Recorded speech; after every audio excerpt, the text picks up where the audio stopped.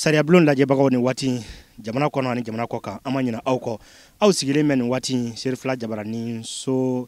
filɛli la walasa k'aw ka jɛmukan mandi n'o ye sariya bulon ye k'ale lajɛ an ma ɲina aw kɔ fiyewu bi an y'a kuma fɔ dɔgɔfɛra tɛmɛnen n'i ye duguba kɔnɔ maire lamɛn yɔrɔ min i kan ka togodala maire fana lamɛn o de kama an ye dantigɛli kɛ k'a fɔ ko ni ala sɔnna an bɛna Jo Gare la ni ale bɛ Kati mara la Kati mara kɔnɔ Jo Gare an sera yen nɔ bi walasa k'a lajɛ yɛrɛmarakafo jɔyɔrɔ ye jumɛn ye tilelenya ni ladiriya kɔnɔ walasa sɔrɔ ka se ka yiriwa kominidugu u ka se ka yiriwa an ka hakilina de y'o bi le thème du jour la transparence facteur de développement local expliquez-vous aux habitants o de y'an ka hakilina ye jamanadenw ɲɛfɛ i ka sigidaramɔgɔw ɲɛfɛ i k'i ɲɛfɔ e ye mun de kɛ mun labɛnnen b'i bolo tilelenya kan ladiriya kan ni ala sɔnna maire lamɛnlen kɔfɛ min ye a ka yɛrɛmarakafo kɔnɔmɔgɔw ye n'o ye dugudenw ye an fana u ɲininka walasa u ka se ka bilasiralikan kɛ maire ka kuma k'an sɔnjira walima ka sɔli yɛrɛ don a la ni ko sariya bulon sentiment tɛ o la émotion tɛ o la ka tiɲɛ fɔ cogo min na an karamɔgɔ ko ten ni jamana marala ni tilelenya ye silamɛya kɔfɛ an b'a dɔn k'a fɔ lafiya bɛna a kɔnɔ ni ala sɔnna an bɛ don mairie kɔnɔ sisan ani monsieur le maire a n'a ka dugudenw ma jɛmukan in an n'a kɛ ɲɔgɔn fɛ walasa u ka se ka faamuya sɔrɔ a kɔnɔ an b'a fɔ yan de ye jo ye ni ala sɔnna a tiɲɛna nkalon an n'o dɔ sɔɔni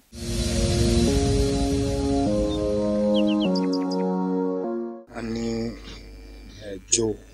Jo Gare maire bɛ ɲɔgɔn fɛ bi an b'a kalama k'a fɔ yɛrɛmarakafo u jɔyɔrɔ ka bon kosɛbɛ an ka jamana yiriwa ni jamana ɲɛtaga la o la an wulila ka se monsieur le maire ma bi f'i kɛyɔrɔ la walasa i ka se ka kuma i bɛ ka minnu kɛ a ka se ka dɔn ni a y'a sɔrɔ fili yɛrɛ b'i senkɔrɔ yurugu la an ka ɲininkali fana kɛ ɲininkali dayɛlɛn n'o bɛɛ ye minnu b'a fɛ ka kuma bɛɛ ka se ka kuma ta i sɔnna k'an bisimila an bɛ fɔ k'i waleɲuman dɔn. A diyara an ye Sirifula lamɛnbagaw ne b'a fɔ aw bɛɛ ni ɲɔgɔn kuma yan ni Dio ye Dio ye dugu ye a bɛ Kulukoro région na n'an bɔra Kulukoro an bɛ Kati ani Bamakɔ kulo 37 ani Kati kulo 15 a y'a faamu bon Dio conseil mɔgɔ 11 dugu 7 de bɛ Dio commune kɔnɔ Dio population yɛrɛ fɔlɔ bi bɛ mɔgɔ 11 mɔgɔ 368 cɛ ye mɔgɔ 5570 muso ye 5798 an bɛ don min ko bi Dio kɔnɔ. Monsieur le maire nin diyara n ye an ma hakililajigɛ k'a fɔ i ye Dawuda Kane ni o ye Jo maire ye mais ni an donna Jo maire kɔnɔ dugu 7 in i da sera ma ni maa min b'a fɛ ka na sisan i bɛ se k'i tile jɔ nin ma an b'a fɛ ka mairie organigramme dɔn mairie yɛrɛ sigilen cogo min est ce que maire kelen de bɛ yan walima maire ni a ka dangaw de bɛ yan. Voilà bon o yɔrɔ in na vraiment mairie ka bon mɔgɔ kelen ma ne filɛ adjoint 3 de bɛ ne la i y'a faamu premier adjoint bɛ yen n'o ɲɛsinnen don sɔrɔ ani musaka ma deuxième adjoint o ɲɛsinnen don kalanko ani kɛnɛyako o ma troisième adjoint o ɲɛsinnen don dugukoloko ani fɛnmisɛnninw caman ma mais ni mɔgɔ 3 fɛn o fɛn filɛ nin ye bolofara wɛrɛ de b'olu bolo n'o ye conseil wɛrɛw ye olu bɛɛ de chargelen bɛ fɛn dɔ kɔnɔ ni kelen o kelen maa si kelen tɛ se ka nin kɛ bon ni structure 3 min filɛ nin ye n'i ye nin jateminɛ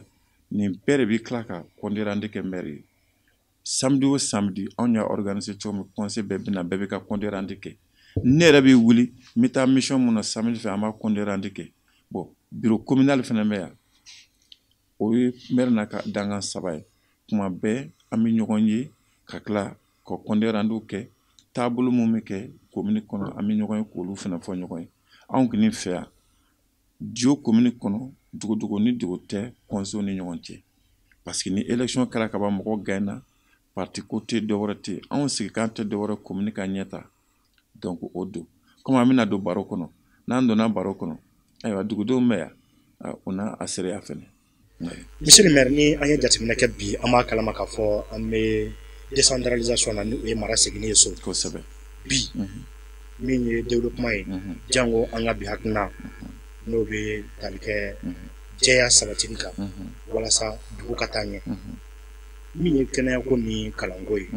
les services sociaux de base i bɛ se ka mun fɔ an ɲɛna bi minnu sera ka kɛ ni a bɛ se ka dugumɔgɔw ka danaya sabati i la. Inchallah bon nin yɔrɔ in na nin question diyara n ye kosɛbɛ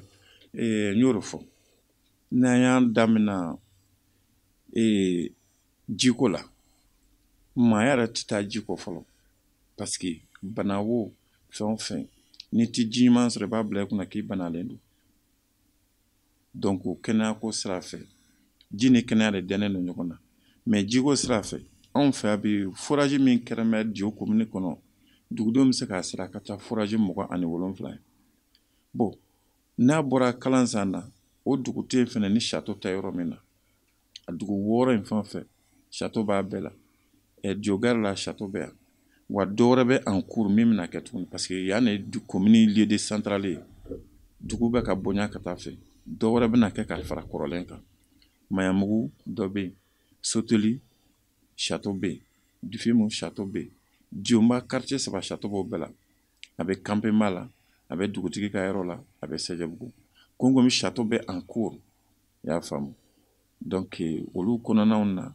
nin yɔrɔ in na jiko kɛnɛ alhamdulilayi CESCOM bɛ Dionba Komi Gomi centre de santé maternité o bɛ yen Dufimu maternité o bɛ yen 2009 anw ye baara de daminɛ ka na se bi ma donc olu kɔnɔnaw na an ye dɔ k'o bɛɛ lajɛlen na i y'a faamu Mayamugu fɛnɛ an ye CESCOM kura sɔrɔ o inaugurali ma se fɔlɔ qui répond tous les normes mais ni ala jɛna ma n'olu dayɛlɛlu sera an na sirifula wele an na jɛ k'o kɛ ɲɔgɔn fɛ i y'a faamu et puis an ye minɛn sɔrɔ fɛnɛ Faransi mairie fɛnɛ ye minɛn baden de d'an ma an ye an ka nin dɔgɔtɔrɔso bɛɛ doter minɛnw na i y'a faamu Montfermeil mairie vraiment a ka kɛ an k'o fɛnɛ fɔ kɛnɛ kan yan i y'a faamu o ye kɛnɛya ko sira ani jiko sira ye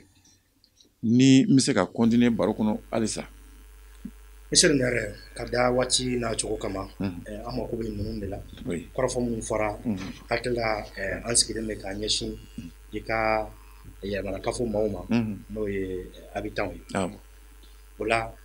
e ka kuma ninnu an tɛna se ka da la k'a fɔ ko nin bɛɛ kɛra parce que an ma se nin siyɔrɔ mais maaw bɛ kɛnɛ kɔnɔ yan ni ala sɔnna an b'an kuma d'u ma u k'u hakilina di nin ko in kan walama u ka sɔsɔli don a la n'a y'a sɔrɔ i ye minnu fɔ ni tiɲɛ b'a la walama ni tiɲɛ t'a la voilà an bɛ assistance lamɛn o yɔrɔ kan.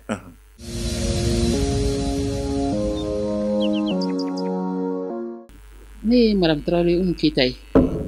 Dioɲa maire bɔra ka kuma minnu fɔ ne yɛrɛ sen tun b'a caman kɛnɛ kan minɛn minnu nana ka bɔ Faransi a dira an ka commune ma commune dɔgɔtɔrɔso fɛn fɛn dɔgɔtɔrɔsoba ni dɔgɔtɔrɔso misɛnnin fɛn fɛn b'an fɛ yan hakili la minɛn sera a yɔrɔ bɛɛ la bɛɛ ye dɔ sɔrɔ a la kɛnɛya ko bundakun kan n'o bɔra yen a filɛ ka jiko min fɔ jiko b'an na halisa dɛ mais an b'a fɔ bi ko alihamudulilayi don tɛmɛna an tun bɛ maɲumako de kɛ jiko la mais bi an b'a fɔ ko alihamudulilayi ji kɔni an nimisi ma wasa kosɛbɛ mais an camanba kɛra a la halisa an bɛ ɲinini kɛ an bɛ se ka ji sɔrɔ cogo min na walasa ka wasa jiko la ni jiko bɔra yen o bɛɛ ye sanuyako bondakun ye sanuyako la an ka dugu damadɔ bɛ yen olu certifiera hakili la o bɛɛ ye kɛnɛya bondakun ye olu certifiera Dionba b'o la Bamabugu b'o la Bugudakura b'o la Musajɛbugu b'o la nin bɛɛ certifiera u ye jɔnjɔn sɔrɔ u na an commune 2 de ye fɛn kɛ an commune 2 de tun bɛ pétition na commune 2 in an ka a taara dɔɔni dɔɔni an ka commune dugu de kɛra premier ye a bɛɛ la an mana taa pétition na tuma o tuma an ka commune dugu de bɛ kɛ premier ye a pétition bɛɛ la o sababu ye mun ye o sababu ye an ka maire ye ale min sɔnna n'a ma sɔn n'a y'i i dun an tɛ ɲɛmɔgɔya sɔrɔ dɛ dugu tɛ se ka ɲɛmɔgɔya sɔrɔ an ni commune wɛrɛ faralen ɲɔgɔn kan anw de ye ɲɛmɔgɔ ye an mana taa pétition na cogo cogo o bɛ da ale ka cɛsiri kan n'i y'a mɛn k'i ka dugudenw y'u cɛsiri i ka baarakɛlaw ye cɛsiri o y'a sɔrɔ ɲɛmɔgɔ cɛsiri la ni ɲɛmɔgɔ ma cɛsiri a kɔfɛmɔgɔw tɛ cɛsiri donc ne bɛ foli di n ka maire ma o yɔrɔ la o fana ye kɛnɛya bondakun dɔ ye n'an bɔra yen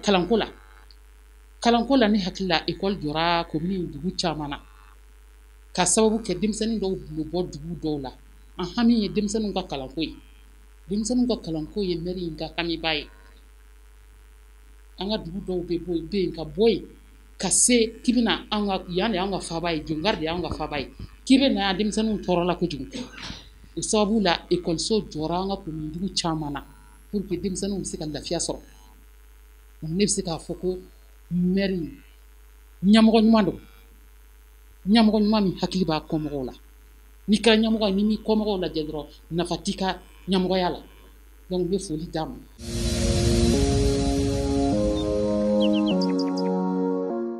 I n'a fɔ an ka hakilina ye nin cogo min na hakilila an lajɛbagaw jamana kɔnɔ ani jamana kɔ kan aw bɔra ka sariyaw lamɛn min ye an balakaw y'u hakilina di nin ko in kan an y'o kuma fɔ sariya bulon kɔnɔ ni anw donna sentiment tɛ yen émotion tɛ yen an bɛ kuma ni tiɲɛ ye minnu kɛra u ka fɔ n'Ala sɔnna jamana a bɛ sɔn ka jɔ o sira kan. Inchallah. Monsieur le maire, an bɔra ka lamɛnni kɛ caman fɔra k'i y'o kɛ ni e kelen y'a fɔ an bɛ se k'a lamɛn fara la a bɛ se ka kɛ bɔda ye a bɛ se ka mun lakali. O kɔfɛ ni an ye jateminɛ kɛ i ko ko ninnu bɛɛ kɛra mais est-ce que mairie ka budget b'a permettre a ka nin bɛɛ kɛ walima partenaire wɛrɛw bɛ aw bolo minnu bɛ dɛmɛ kɛ walasa laɲini ninnu ka se ka sabati. Merci. Voilà. Donc nin yɔrɔ in na n bɛ i jaabi parce que anw bɛ commune mun kɔnɔ togodala commune no de sɔrɔ man bon ka se o la et puis anw fana ni Bamako gulen no ɲɔgɔn na wari bɔ a ma nɔgɔ kosɛbɛ kosɛbɛ. Bon partenaire min bɛ mairie bolo a ka ca mairie fanga yɛrɛ de partenaire ye parce que n'i ko impôt bɛ sara anw bara ko taxe bɛ sara a ti sara yan mais a bɛ ɲini ani sarali ka kan fɛnɛ mais dɛmɛbaga mun b'an bolo faut que communedenw k'a bila u kunna ko dɛmɛbaga mun b'an bolo ko olu fɛnɛ de ka retenu de bɛ ka ta kana d'a ma il est temps an k'o fɛnɛ ɲɛfɔ i y'a faamu sinon partenaire min bɛ di o commune kɔnɔ a bɛ se partenaire 15 ɲɔgɔn ma ni bɛɛ de ye baara kɛ gouvernement yɛrɛ b'an dɛmɛ n'o ye ANECT san o san ANECT bɛ fond d'a ma Royaume Danemark an bɛ don min ko bi bi in na u bɛ k'an dɛmɛ kosɛbɛ si je peux les citer les partenaires voilà partenaire mun bɛ commune kɔnɔ bi bi in na il y a ONG ADEC il y a AFAD il y a Tunis il y a OneDrug il y a Carrefour Mali il y a AFAD il y a FAWE il y a OneDrug il y a AGIM Royaume Danemark IRC Migrants de Retour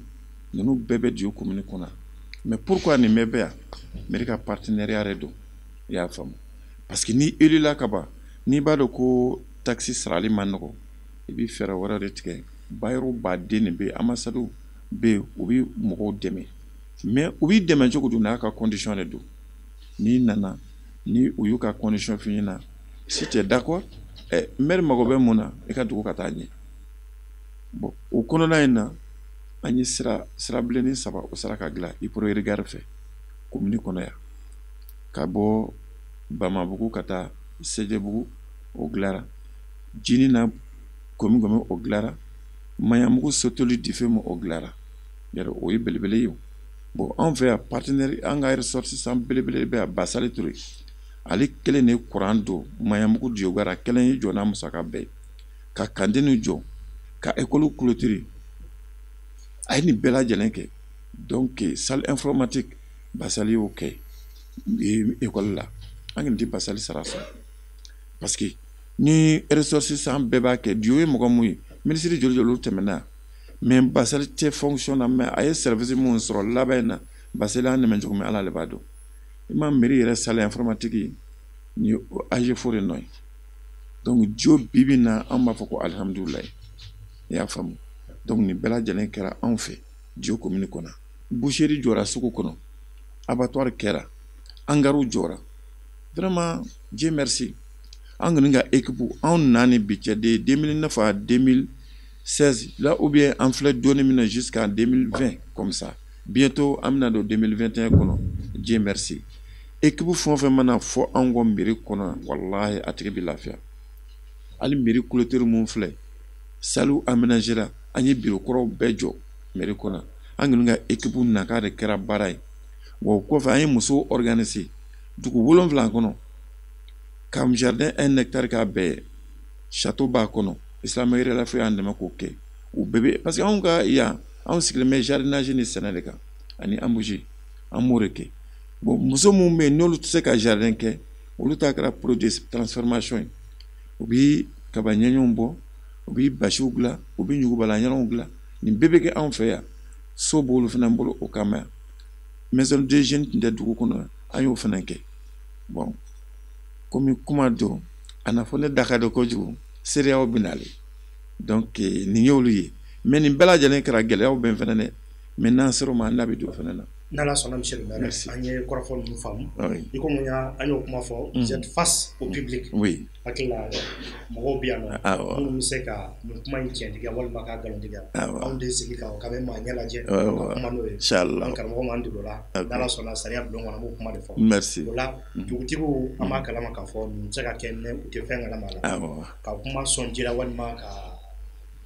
dɔw yɛrɛ fɔ min tɛ nin ye n'ale la k'a fɔ dugutigilakaw an bɛ se k'an bilasira inchallah.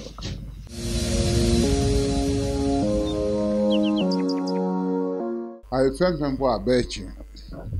parce que foyi ma kɛ commune nin kɔnɔ n'a ka cɛsiri tɛ a ye koba kɛ koyi halisa a tɔ bɛɛ dɛ mais a ye min kɛ an tɛna segin o kan bilen k'o sababu kɛ jiko musow ka nakɔ sɛnɛ fɛn camanw bɛ yen a y'olu kɛ a ye diɲɛ fɛn fɛn fɔ yan nkalon t'a si la a bɛɛ ye tiɲɛ anw de bɛ se k'o sereya parce que a bɛ ka k'anw de ye o a tɛ ka k'ale ye o donc ne bɛ min fɔ aw ye o yɔrɔ la Diogar dugutigilakaw tɔgɔ la o y'o ye komi tɔw fana bɛ yan u bɛ se ka dɔ fɔ. Ne bɛ monsieur le maire fo k'a barika da a ye min kɛ commune nin ye Ala de b'a sara sinon a sara tɛ mɔgɔ bolo ne b'a ɲini jamana ni jamanadenw bɛɛ fɛ u bɛɛ k'u hakili to a rɔ parce que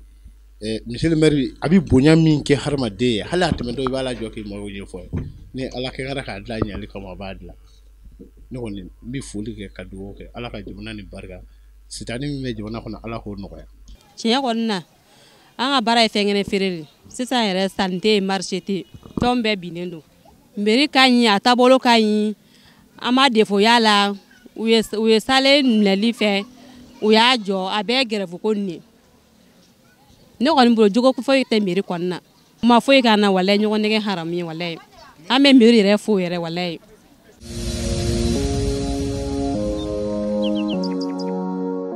Monsieur le maire hakili la an bɔra ka seereyaw lajɛ sisan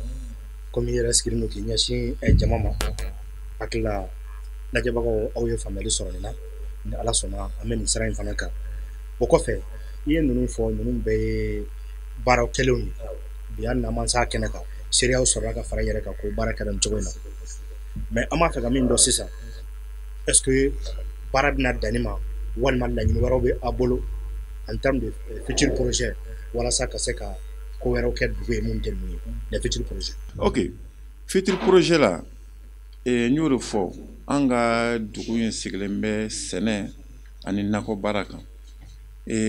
an ka sugu kun ye samedi kelen de ye fɔlɔ mais bi bi in na sugu b'a daminɛ bi araba minɛnw bɛ jiginni daminɛ araba ka dugu jɛ alamisa la ka juma kɛ ka sibiri kɛ bon Dieu ye commune ye an fana bɛ cɛmancɛ de kɔnɔ Domla commune bɛ na Nɛgɛla bɛ na Kita bɛ na Dakar bɛ na hali Moritani bɛ na Jɔnsugu jɔ Bamako quartier tɛ mun tɛ na mais dugu bɛ développer ni minɛn tɛ mɔgɔ tɛ na mais nin bɛɛ bɛ yen hami min mɔna bi pomme de terre ko mana daminɛ c'est à dire Dieu ye yɔrɔ min ye n'i ye légume ko mun mana se n'a daminɛna i b'a fɔ ko dɔ wɛrɛ tɛ o kelen kɔ du premier au 30 i bɛ bɔ période dɔ la i bɛ don dɔ kɔnɔ mangoro ko mana se i bɛ don fana an ɲininkali laɲini kunba ye mun ye bi bi in na o ye conservation unité de conservation an ka se ka usine sɔrɔ mun bɛ ji bɔ anw ye ka mara mun bɛ se ka lɔgɔti dilan mun bɛ se ka pomme de terre fɛnkɛnɛw mara sinon sikoloko alihamudulila an y'o usine sɔrɔ ka ban i y'a faamu donc olu bɛ an bolo futur projet la lycée ko mais yɔrɔ dɔ fɔ gouvernement fana mi gouvernement interpellé ni yɔrɔ la parce que école ko tɔ kɛlen bɛ n'i ye si sugu dɔ sɔrɔ dɔrɔn n'i ye défaut sɔrɔ t'i orienté olu denmisɛnninw caman de bɛ tila k'a kɛ delinquents ye centre dɔ ka se k'a sɔrɔ gouvernement fɛ olu bɛ se ka kalan kɛ cogoya min na donc n'o sera ka kɛ o ka d'an ye o b'an ka futur projet fana na sinon lycée dɔw bɛ yan ka ban an bɛ dɔ wɛrɛ nɔfɛ an bɛ centre de formation fana nɔfɛ n'o sɔrɔla alihamudulila o b'an ka futur de projet fana kɔnɔ i y'a faamu donc n y'o mun fɔ o ye an hamiw ye kojugu kojugu i y'a faamu bon Dieu y'a ka schéma élaboré ka ban schéma nin a bɛna kɛ min ye dugu in kɔnɔ dugu in gɛlɛya caman b'o bɛɛ bɛna ban jiwo kamila don min na ni projet 3 kɛra ɲɔgɔn na a ka d'anw ye ka usines kɛ produit de conservation unité chambre froide i y'a faamu woso bɛ bɔ anw fɛ yan woso bɛ transformer ka kɛ biscuit ye a bɛ kɛ fɛn caman ye a kini ka d'an ye an ka se k'olu b'an ka laɲini na ni ala sɔnna ma ni PDC wɛrɛ bɛ dilan an fɛ an b'an hakili to o la k'olu don a kɔnɔ i y'a faamu. Monsieur le maire nin diyara n ye kosɛbɛ mais nin bɛɛ kɔfɛ i da sera fɛn caman ma mais bi ne sera yɔrɔ o yɔrɔ n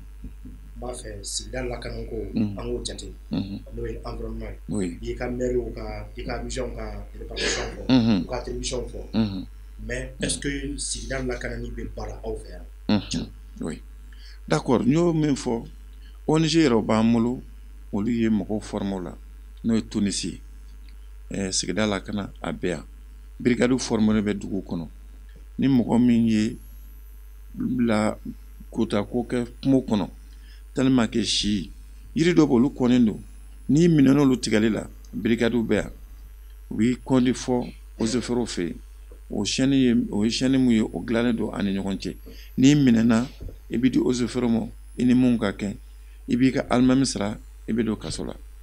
bon mɔgɔ bɛ yan fɛnɛ sisun foro b'a bolo a bɛ di o ma nɛrɛw ntomi olu caman bɛ olu bɛɛ kɔnnen don o si tɛ tigɛ surtout zabanko fɛnɛ zaban fɛnɛ filɛ a fɛnɛ kɛra yiri la kɔnni donc olu bɛɛ bɛ anw bolo environnement kɔnɔna na i y'a faamu bon yɔrɔ yiriw turuturulen bɛ commune kɔnɔnaw yɔrɔ dɔ la Pasenda tɛmɛna an ka partenaire dɔ fana don a ye yɔrɔ dɔ aménager dugu ninnu kɔnɔ ka taa bergew mɔgɔ b'o yɛrɛ fɛnɛ personnellement u ye yiriforo b'u yɛrɛ ye o mɔgɔ bɛ yen i y'a faamu parce que kuma tɛ se ka lakana sigidadenw kɔ n'an y'a bɛɛ tigɛ ka ban an b'an mago bɔ cogo di an mago ɲɛ yiriw tɛ sɔrɔ donc ka da o kan an y'o sensibilisation kɛ mairie kɔnɔ et puis an bɛ nin mara fɛn o fɛn kɛ an ni dugutigilakaw de bɛ jɛ ka kɛ ɲɔgɔn fɛ dugu 7 in bɛɛ kɔnɔ merci. Monsieur le maire a diyara n ye an bɛ fɔ walawaliw kɛcogo la. Ok. Sariyaw bɛ yen vous êtes face au public. minnu bɛ se ka nin kuma ninnu fana sariya mais an ka waati ni a dɔnni kama an b'a fɛ nin phase kan sani an k'an da don dugukolo ko la parce que bi maire an jigin bɛ aw la kosɛbɛ n'i ye Mali dugukolo ko jateminɛ bi kosɛbɛ justice la n'i donna tribunal administratif kɔnɔ bi i b'a sɔrɔ dɛ 90% affaire bɛɛ ye affaire foncière ye même les tribunaux de droit commun an yɛrɛ ta ka jugu dɛ hakili la k'a fɔ tribunaux de droit commun la ko a bɛ yen minnu ye schéma directeur ko fɔ ni ala sɔnna jɛmukan nata la an b'o kuma merci mais nin baara ninnu kɔni da sera minnu ma est-ce que walasa ka minnu lasigi sen kan aw ye gɛlɛyaba dɔw sɔrɔ a kɔnɔ bon difficulté commune kɔnɔ dugudenw bɛ yan seereya bɛna kɛ fɛnɛ ne ni n ka équipe 2009 ni bi an ye plainte 13 de sɔrɔ dugukolo ko vignette ko i y'a faamu dugutigilakaw fɛnɛ b'a nɔfɛ dɛ parce que mairie mana convoqué cogo o cogo dugutigilakaw b'a la mais n'i ye dugutigilakaw sɔrɔlen ye tribunal la mairie nɔfɛ ni jɛyalenya tɛ dugutigilakaw tɛ sɔrɔ parce que dugukolo filɛ maire ta tɛ dugutigi yɛrɛ ta tɛ an bɛ se k'a fɔ maa kelen min ta don o ye jamana ye i y'a faamu hali ni jamana b'a ta tacogo b'o fɛnɛ na i y'a faamu o t'a minɛ mɔgɔ la ten dɛ donc anw ta ye mun ye n'anw bɛ baara fɛn o fɛn kɛ n'a hectare 1 b'i bolo ou bien 2 b'i bolo i bɛ na n'i nana na i bɛ n'a ɲɛfɔ maire ye. Oui, monsieur le maire, an bɛna don dugukolo ko kɔnɔ. Ok. O ye a dama sujet wɛrɛ ye. D'accord. Mais bi la difficulté a ye baara minnu kɛ est-ce que ninnu bɛɛ kɛra nɔgɔya la i da sera an yɛrɛ bɛ salle kɔnɔ yan an ɲɛ bɛ ordinateur caman sigilen na an bɛ kunaya ma bɔ an ɲɛna an hakili la k'a fɔ mairie budget tɛ se ka ninnu kɛ oui voilà mais o n'a ɲɔgɔnnaw la en termes de mobilisation des ressources est-ce que ye gɛlɛya sɔrɔ bon pour le moment an ma gɛlɛya sɔrɔ ninnu na parce que k'a d'a kan mun na an m'a fɔ an ma gɛlɛya sɔrɔ ni ONGw bɛ na dɛmɛbagaw de don minɛn tɛ se k'a d'i ma k'a tɛ d'i ma f'i ka formalité dɔ de remplir ni olu sera ma ni tɛ se k'o kɛ i t'a sɔrɔ ni sera k'i bila o kɔnɔ i b'a sɔrɔ an n'u ka mairie la yan nɔ fɛn jumɛn yɛrɛ ye priorité d'abord personnel mun be u ka baarakɛminɛnw mɔgɔ kelen t'a la ko min ka baarakɛminɛn dafalen tɛ o la donc n bɛ profiter n b'u fo yɔrɔ la i y'a faamu bɛɛ ka baarakɛminɛn be yen n'i mago b'o la wagati min na a bɛ d'i ma wagati kelen fɛnɛ merci. Monsieur le maire, gɛlɛyaw la i da sera kumabaw ma mais fitinin wɛrɛw bɛ yen nɔ i bɛ se ka bi jɛmukan kuncɛ ni mun ye walasa i ka dugudenw bɛ yan minnu ma se ka kɛnɛ sɔrɔ nalima la k'a fɔ jɛmukan in u bɛna lajɛ walasa ka faamuya caman sɔrɔ a la e bɛ se k'u bilasira min ye. Bon ne bɛ bilasirali min kɛ ne bɛ bɛɛ de wele commune den kelen kelen bɛ bɛɛ wele bɛɛ k'i sen don commune baara la anw filɛ nin ye anw bɛ fɛn o fɛn kɛ an b'a kɛ commune de ye donc ninnu mun filɛ n'an b'u wele su ni tile n'u bɛ bɔ an nɔfɛ n b'u fo k'u tanu kosɛbɛ kosɛbɛ parce que an bɛ démocratie de la n'i welela ko bɔ i bɛ na dɛ n'i mana min mana dilan i kɔfɛ o don dɛ donc ne bɛ bɛɛ wele bɛɛ k'i sen don baara la kɛrɛnkɛrɛnnenya la n bɛ dugutigilaka bɛɛ fo ka mairie conseil bɛɛ fo ka diɲɛ diinɛ ɲɛmɔgɔ bɛɛ fo surtout les femmes vraiment musow ye formation min sɔrɔ diɲɛ kɔnɔ u bɛ ka baara n b'u fo kosɛbɛ kosɛbɛ u takun u y'a dɔn commune baara maire ne kelen tɛ se ne ka adjoint tɛ se an bɛɛ de bi jɛ k'a kɛ u y'o faamuli min kɛ k'o dɔn vraiment ne b'u fo k'u waleɲuman dɔn o la k'u ni ce u ni baraji parce que commune ye yiribolo min na a ka bon kojugu maa si de kelen bɛ yen k'i tɛ se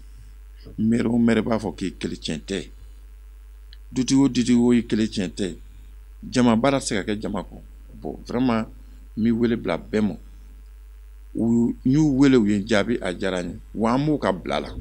n'u mago b'an na waati o waati an b'u ka bila la merci. An lajɛbagaw ni waati jamana kɔnɔ ani jamana kɔ kan an bɛ aw fo k'aw waleɲuman dɔn aw ka jɛmukan in kanu na min ye sariya bulon ye Serifula Jabaraso kan ni Ala sɔnna an y'o kuma fɔ an sera yɔrɔ yɔrɔ an bɛ interpellation kɛ walasa jamana bɛ se ka mara tilennenya ni laadiriya kɔnɔ cogo min na o ye an bɛɛ lajɛlen ka laɲini ye jamana forobacɛw ka baaraw dɔnni o ye anw ma wajibi ye anw kɛlen don k'o kɛ anw yɛrɛ ka donni ye walasa aw k'a dɔn an kan ka don sira min fɛ an kan ka bɔ sira min fɛ sariya a bɛ boli cogo min na maires ka baara ye jumɛn ye députés ka baara ye jumɛn ye fo ka taa se gouvernement yɛrɛ ka baara ma hakili la sariya bulon a sigira ninnu de kama an ka se k'o dɔn an tun bɛ Djo kɔnɔ bi Djo Gara n'ale bɛ Kati mara kɔnɔna na an sera dugu kɔnɔ an sigira an ni jamanadenw aw ye seereyaw caman mɛn ka fara monsieur le maire a ka kuma kan an ka bi hakilina de tun ye nin la transparence facteur de développement local la o Mali an bɛ o de kan min ye jɛlenya ye ale bɛ se ka kɛ tilennenya sabatili ye an ka yɛrɛmarakafo kɔnɔna na walasa ka yiriwa sabati an bɛ o de kan bi an minnu sɔnna ka lamɛn ka kɛ ni kuma ye an ka foli ani waleɲuman aw bɛɛ lajɛlen ye an b'aw fo ni Ala sɔnna jɛmukan in a ma ban dɔgɔfara nata ani monsieur le maire an bɛna tila ka sigi an bɛ sigi jumɛn kan o de ye kɛrɛnkɛrɛnnenya dugukolo ko ye bi aw ɲininkali bɛ aw yɛrɛ bolo aw minnu bɛ écran ɲɛfɛ nin waati aw b'a fɛ k'a dɔn dugukolo ko maires jɔyɔrɔ ye jumɛn a la est-ce que u tɛ complice ye walasa an ka dugukolo ka kɛ ferekeli dan ye spéculation foncière a bɔr'o la bi a kɛra escroquerie ni abus de confiance foncière ye o la sariya tɛ jɛn n'o ye Djo Gara kɔnɔna na ni a y'a sɔrɔ o ka di yan monsieur le maire a b'an bolo kɔrɔ walasa a ka se ka ɲɛfɔli kɛ a ka jamanadenw ye a ka dugudenw ye an bɛ o de ka bi le thème du jour c'était ça expliquez-vous aux habitants bi an bɛ a kuncɛ n'o ye ni Ala sɔnna dɔgɔfara wɛrɛ a kana fɔ aw kɔ an ka dugukolo ko kibaruya bɛɛ lajɛlen sɔrɔ ni jɛmukan kɔnɔ n'an ni Djo maire ye Dawuda Kane le maire de la commune rurale de Djo Gara a k'a mɛn waati salamu aleykum.